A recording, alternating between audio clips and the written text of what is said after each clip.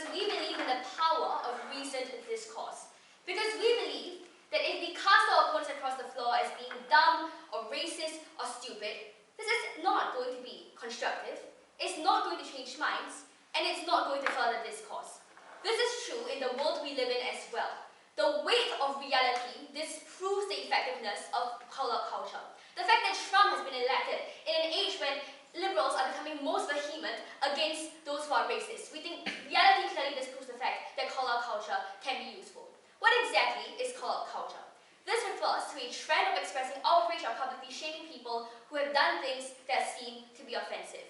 What does this look like? It is characterized by a deep focus on character assassination. So if I retweet a post in which Trump says we should build a wall to keep Mexicans out, I get a flood of replies saying, racist, exclamation mark. Stop being a racist, 3 exclamation marks. When the American high schooler in Utah, where a Chinese translator from, people then blast her for stealing Chinese culture and call her a bigot who stands for cultural appropriation. The focus is on attacking you as a person, saying that you are a disgusting person, you have zero morals, and you are the scum of the earth. To be clear, opposition must stand for the status quo. This is a context of increasing antagonism against minorities and hyper-politicization, all of which are harms they exacerbate. What is our stance? First, we regret the rise of call-out culture. Second, we regret all actions relating to this, meaning we think it is wrong to call out people for being racist just because you were offended by someone else's sentiments. Third, of course, we can still disagree with someone, but it does not mean you have to engage in call-out culture. The difference is you take their views and their opinions on an empirical level, not them as a human being or their character alone. The difference is you focus on your offense, not on your offense, but on their concerns, and you hope you can get them to change their minds. We stand for civilized debate rather than name-calling. So for instance, if you retweet Trump on building the wall, our preferred response is that you send him a link on why immigrants are essential to the American economy and don't actually take away our jobs. We're going to forward 3 arguments. First, that their side alienates moderates. Second, that they empower bigots. And third, in our second speaker, that they create scapegoats. First argument about why, on their side, they alienate moderates. The thesis of this argument is that call-out culture hugely reduces support for important progressive movements for our time. What exactly does call-out culture look like? It looks like a Facebook comment thread becoming so common in our daily lives. When a white man posts a status of how Mexican immigrants are rapists and criminals, his liberal friends respond by sharing his post, calling him a racist jerk, and having a spew of insults and vulgarities put against him. And then they go on to unfriend him on Facebook.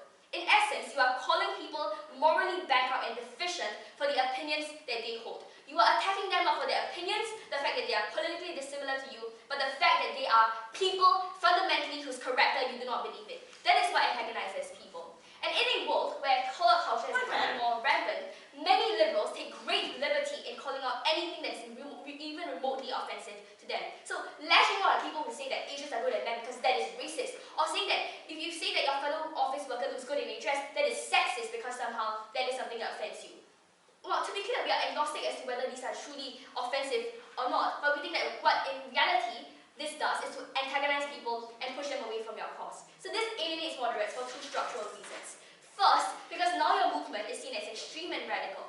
Now feminism is seen as being synonymous to men-hating and fighting for the superiority of women. When you publicly shame someone, that person will perceive you as a supporter of the BLM movement, as someone who does not seek to engage in a common social project with them, that merely seeks to demean and slander this person. Because you are seen to be simply trying to assert your identity as opposed to engaging them on a level of argumentation. And this is especially because many moderates aren't actually racist. They don't actually harbor intrinsically racially motivated bigotry. But call-out culture presumes them in the worst possible light, and it casts them in the worst possible light. This is why people, if you give me a moment, take personal offense and are antagonized by these opinions. Before I go on, yes? Ma'am, very few victims came out with their testimonies until the Me Too movement, which called out their sexual harassers. Do you regret this? Sir, we don't think that this is any way in part of this debate, because you can call out your oppressor, but not call him a racist filth, a sexist filth for doing what he did to you. We think it's far better on our side to get moderates into your cause when you don't attack these people for their integrity of the character, but rather the actions they actually engage with on the ground, and why that's empirically wrong as a human being. We don't think you get that when you simply character assassinate them. Secondly, We think that on your side, you create a veneer of moral hypocrisy, and this causes you to lose moral high ground, which causes you to lose moderate support. Because the premise of the liberal movement is that every single individual ought to be respected. At the point in which you call another person filth, you lose your moral high ground, and therefore moderates believe that it's simply choosing between the lesser of two evils. Why is it bad when you alienate moderates? Because you lose a huge base of political support to agitate for social movements, and you already see evidence of this today. The fact that growing numbers of women are disavowing the label of being called a feminist. And this is hugely harmful, because now you give bigots ammunition. They can say, look, even women don't support the feminist movement, and this undermines the entire legitimacy of the entire movement. Why are we comparatively better? Of course, we don't think the solution is to completely endorse offensive acts, but without a culture of call-up, what we have is rational discourse without character assassination attempts. So to respond to that white man on Facebook, instead of calling him morally deficient, you would show him data to show that empirically, his opinion does not hold weight in the real world. So this only happens when moderates actually understand the rationality behind our views. We think our side actually better engages them. Second argument about how their side empowers bigots. The thrust of this argument is that call-out culture does not serve to disarm offensive acts of the language, but rather to reinforce their existence in everyday life. How will bigots react to being called out? We think it's unrealistic to say they will simply change their views overnight, because people don't tend to react well to vulgarity or having someone cast doubt on the integrity of their character. Instead, they become more defensive, they cling on more fervently to these prejudices. Instead, how will bigots react on their side? First, they probably use more offensive language, because now you tell them the exact words that hurt you, and you use it even more against these people. Before I go on, yes? Ma'am, outrage can be expressed by things like boycotting brands as well. Entertaining this, why is this an abhorrent form of call-out culture? Because when you boycott these brands, you don't just stay silent when you boycott them. You actively say that these brands are morally deficient and they are harmful, and the people controlling these brands are people whose characters we cannot trust. That is the crucial line you have. The difference between both sides is that our side can stand for casting doubt on the moral legitimacy of these actors, but we don't have to stand for you character assassinating them. That's the crucial line between us. Secondly, the far worse narrative on their side is that you give them a new set of language they can use, and it's often reclaimed as their rallying cry. The best example of this is 2016, because Hillary Clinton used the word a basket of deplorables to characterize Trump supporters, and this term was reclaimed and turned into a rallying cry. It was literally turned into Trump merchandise, and people bought it and rallied around this one notion. So your side fuels antagonism by bigots against minorities that we think should be protected. So maybe in the real world you have less catharsis on your side, but in reality, more victims are hurt in the future because your side vilifies bigots and makes them more offensive, more retaliatory, and more harmful towards minorities. For all of these reasons, name-calling regresses the fight against bigotry. We stand very firmly in proposition.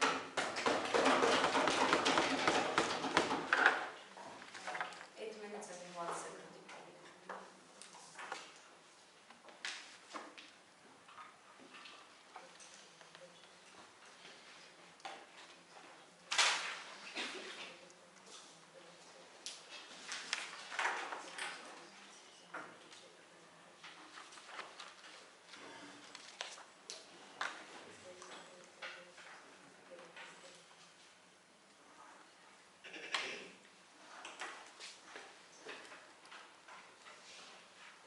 I would like to thank the first speaker of proposition for their speech, and would like to invite the first speaker of opposition to the lecture.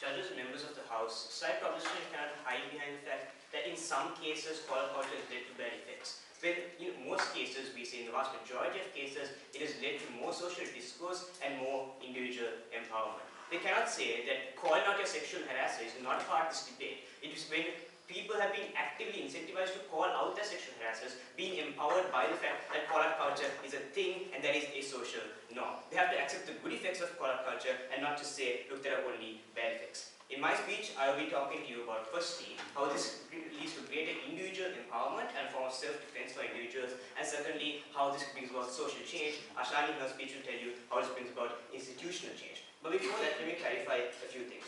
One, outside opposition today, we do not need to stand for inherently harmful things like violence or hate speech or character assassination or whatever, or any form of expression that is illegal. We say call-out culture, in a sense, is simply the start of it. We might lead to it in some cases, but not in the majority of cases. But the fact is, thank you, that it is an inherent form of expression which is allowed. Secondly, when they tell us that look, that call-out culture is inherently something that is character assassination, we disagree with the characterization of call-out culture. It does not have to be directly on the person. It can be on simply the issue at hand that you are being racist because of this is what you say, and that is inherently racist, not necessarily that you are the racist, therefore you deserve to die. Thank you. But secondly, even if it is character assassination, we say that that is irrelevant because the fact that it is character assassination brings about the issue that it is racism that is being discussed to light, and therefore it is something that we do not regret. But finally, when they tell us that look, this is aimed at minorities, we say in the majority of instances not necessarily. Just because the info style says it is directed to minorities, it's not exclusive to minorities. In a lot of cases, minorities do point the finger of blame at majorities and people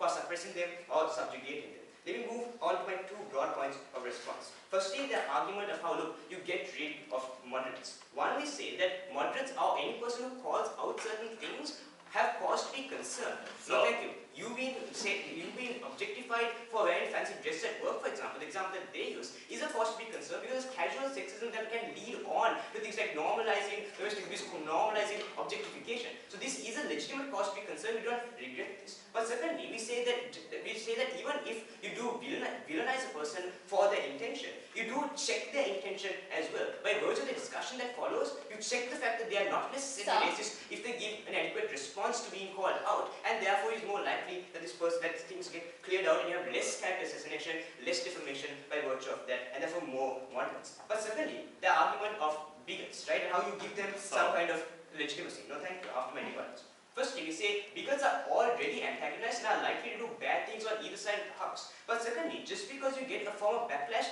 does not mean you do not call out people. That argument is an argument against backlash in general. In that case, feminists would never have got the vote because the massive amount of backlash that men had and the amount of rhetoric that men used to subjugate them. But secondly, there are very analysis of, look, these people have more vulgarities then and call out and therefore have more racist remarks because of the fact that they are called out, only highlights the issue to a further extent and to a great extent. If a person is being so inherently racist and bigoted and such a bigot now, because they have to do it by virtue of being called out, that only proves the fact that they are bigot and therefore brings about more check and balance to that person. Before I move on to my substantive argument, yes sir. So in order for call-out culture to be effective on your side needs to do so in a way that attracts attention, such as calling out people. If that's the case, how do you expect people to defend themselves as you claim?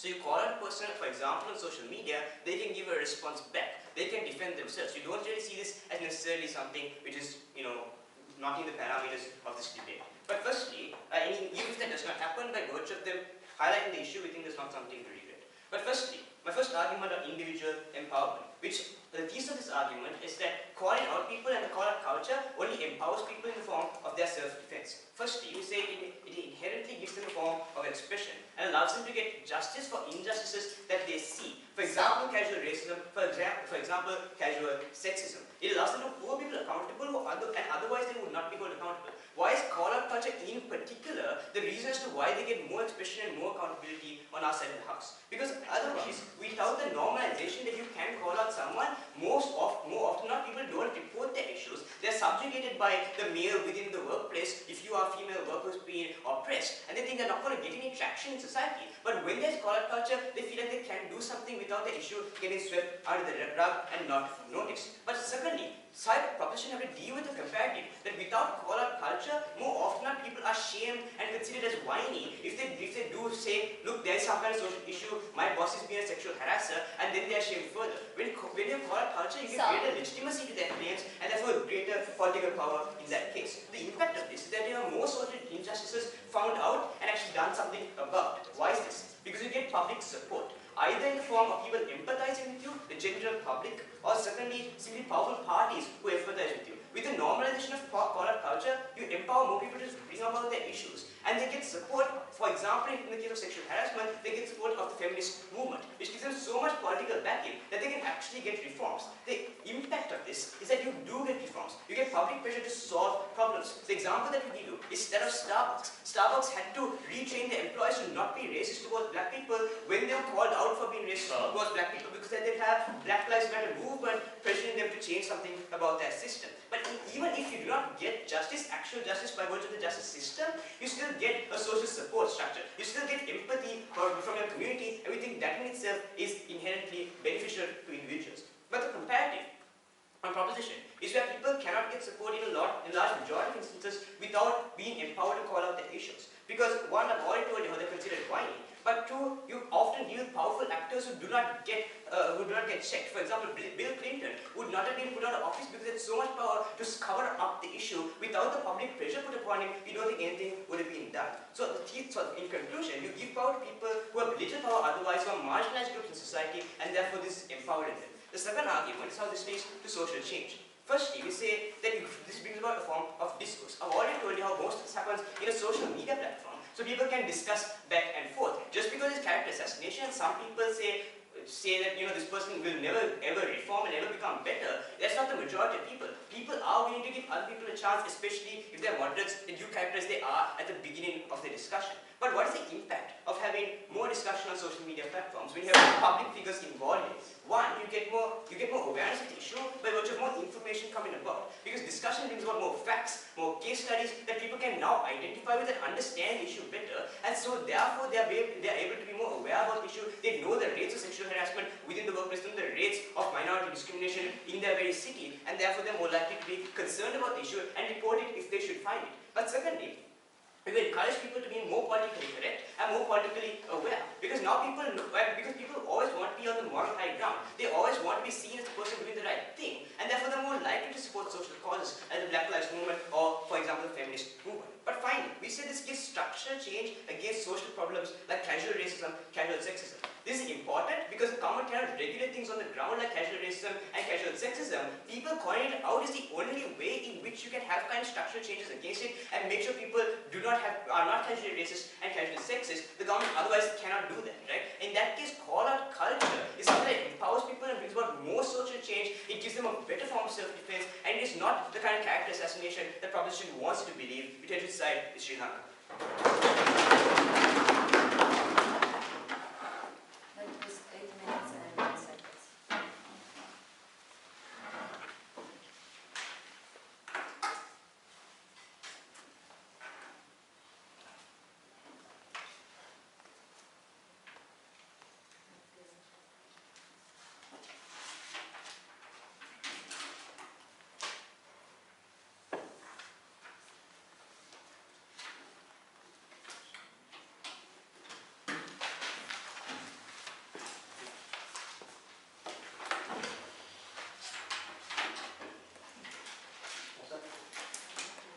I would like to thank the first speaker of opposition for their speech, and would like to invite the second speaker of propositions to the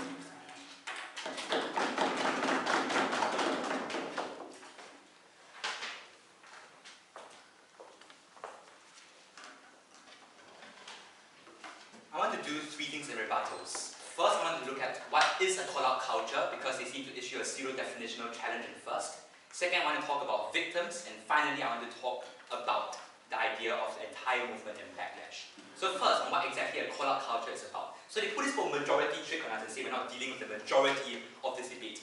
First of all, I want to recognize that we can, of course, stand for structural changes as well. We can stand for laws against workplace sexual harassment, and when you get these laws when you have buy-in from society to pressure politicians to create these laws. So I think it's pretty bad that they don't actually deal directly with backlash, because backlash takes away the political capital needed to create structural laws to have against workplace sexual harassment. In fact, they're perfectly fine saying we regret the entire vitriol of Me Too, because it is what has turned people against the feminist movement and led to lesser concrete support for workplace sexual harassment laws. So fine, we are willing to deal with them on their highest ground. They say this debate cannot be about anything that is illegal. Yes, we agree. Our argument is that character assassination is not illegal. It is not illegal for me to call you a racist, to call you a bigot, to say you are the scum of the earth. It is not illegal, and that is why many people do it with the call-out culture. Look at the words in the motion. The word in the motion literally says outrage and public shaming. Now, outrage doesn't doesn't sound very rational to me. It sounds a lot more like the emotional rhetoric that comes with calling you a racist and a bigot and saying you are the scum of the earth. The idea of publicly shaming. You gain the ability to publicly shame, not by providing a rational argument for why the person wronged you, but by calling something that is very inflammatory, calling them something that is polemical, something that attracts attention. That is how you engage in public shaming of someone.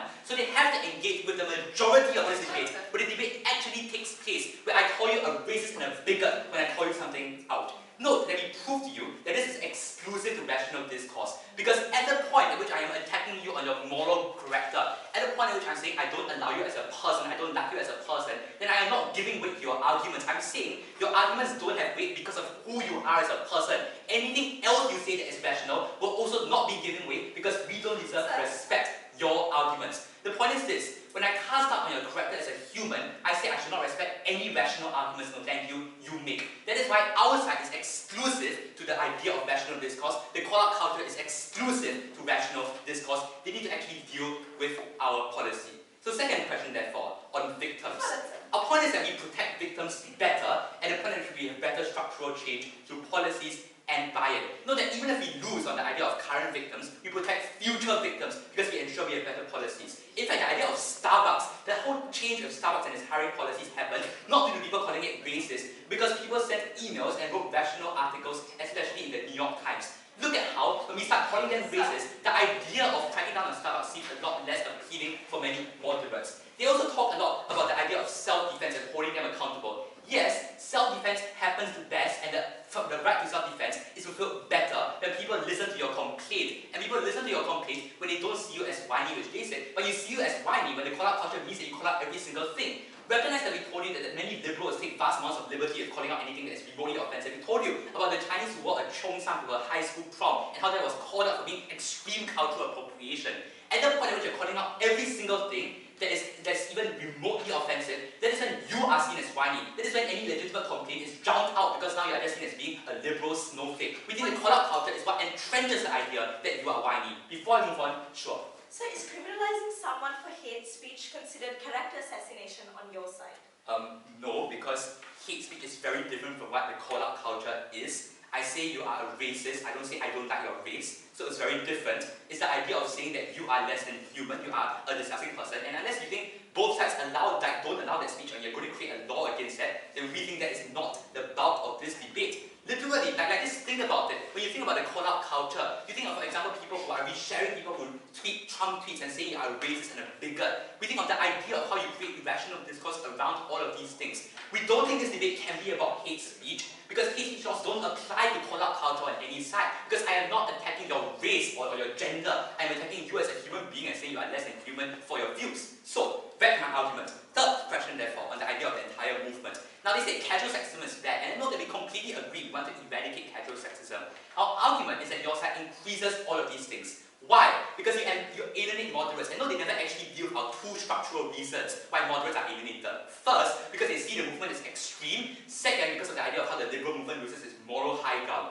Note, the only way to counter casual sexism, and this is important, is when moderates are willing to abide by your social codes. If moderates think that all of your movement social codes are extreme, they aren't going to abide by your rules. So, if your argument is that we must create rules that are informal for people to follow, we create those rules and ensure that moderates buy into those rules, and the point at which moderates like the movement. Moderates are only willing to follow rules against casual sexism, and mind you, we agree this cannot be laws. These are informal rules set out by the liberal movement. Moderates only follow these rules at the point at which they buy into the movement and don't see it as extreme. We told you about bigots, they said to be bigots anyway, without dealing with our structural reasons. The first is you tell bigots which words hurt you, and now they use those words more. So when you say I'm offended by the word, they now use it as a rallying cry to offend you even more. Second thing we told you structurally is that what they do is they give you a new set of vocabulary. So the very language you use to call someone out, the bigots now take it. They use the word the basket of deplorables as something as a rallying cry to get more people. So again, we think this decreases victims' ability for self-defense. My argument is on how it creates a scapegoating effect because it creates a chilling effect on discourse. I.e., if their best point is that it stops you from saying offensive things, our argument is that this debate is not only about the idea of offensive things, it also means to chill other things that might not be offensive, but I don't say that because I am scared I will be called out as a racist. What are some of these things that are now subject to the chilling effect of discourse? First, practical considerations that come with the implementation of a policy. So for instance, we think oftentimes when you have maternity leave, it's important to consider the number of weeks you give because that affects whether they will allow companies to hire women.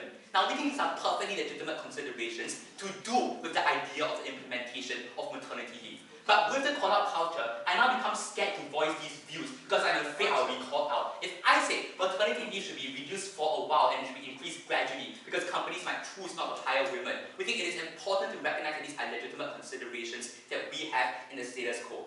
More importantly, they talk about backlash in their argument and say that backlash is never a reason not to do things. Well, of course, we will allow women to vote because that, in fact, suffragettes often work through rational discourse and not calling males bigots and saying that males are the scum of the earth. More importantly, we like to point out that backlash is a consideration. There is a reason why we don't lynch people we don't agree with, and it's because that would make these people hate us. Obviously, this debate is about where the spectrum backlash occurs, and our argument was that there are structural reasons why backlash is a significant consideration in this debate. But more importantly, we told you, this debate is also about other things other than offensive words. It's also about practical considerations for the implementation of the policy.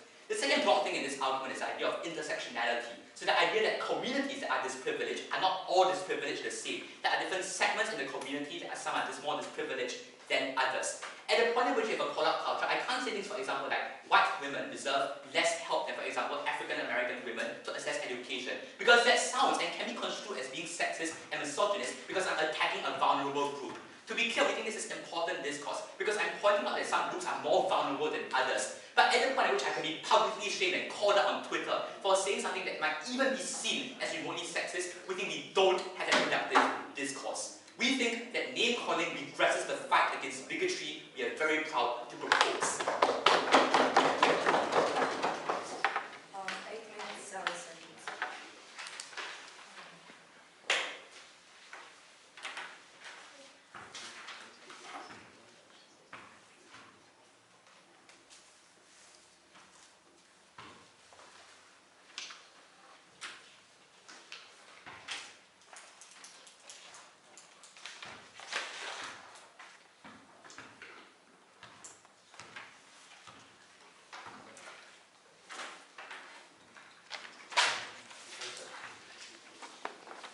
I would like to thank the second speaker of proposition for their speech and would like to invite the second speaker of opposition to the debate.